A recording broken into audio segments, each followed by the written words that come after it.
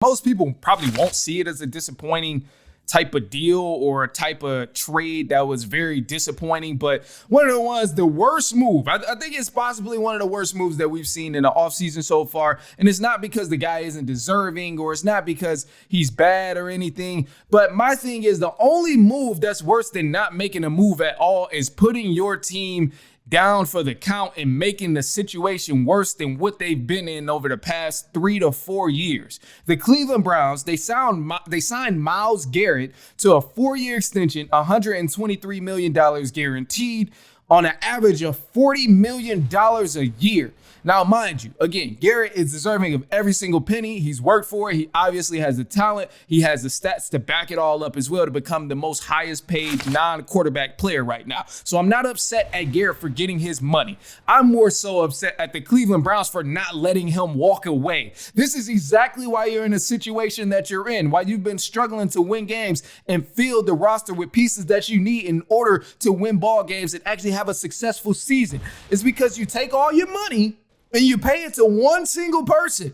You don't spread the love. You don't put it over there in that position. You don't put it over there in that position. You take all of your money, and instead of going to get multiple free agents or trading a valuable guy like Garrett for multiple draft picks so you can get guys on smaller contracts and save some money, you decide, you know what?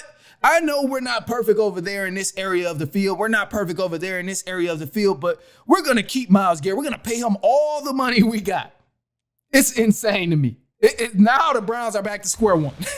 now they're back in the same situation from Deshaun Watson. So you didn't learn anything. Didn't learn a single thing of why you shouldn't have paid Deshaun Watson all that money. And again, Myles Garrett is worth it.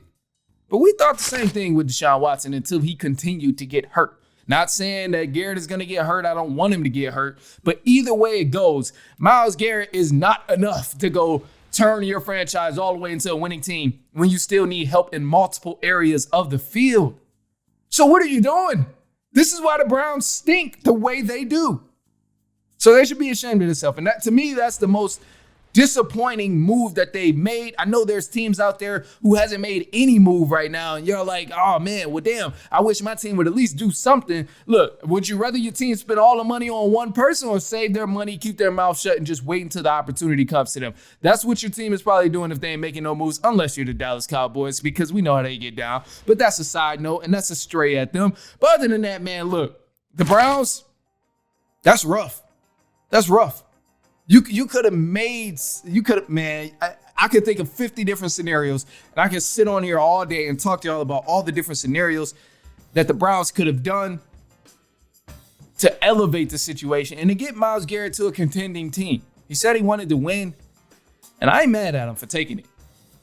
Because, yeah, everybody want to win until one of these teams come at you and say, hey, look, bro, I got 100 and something mil guaranteed for you. Just stay here.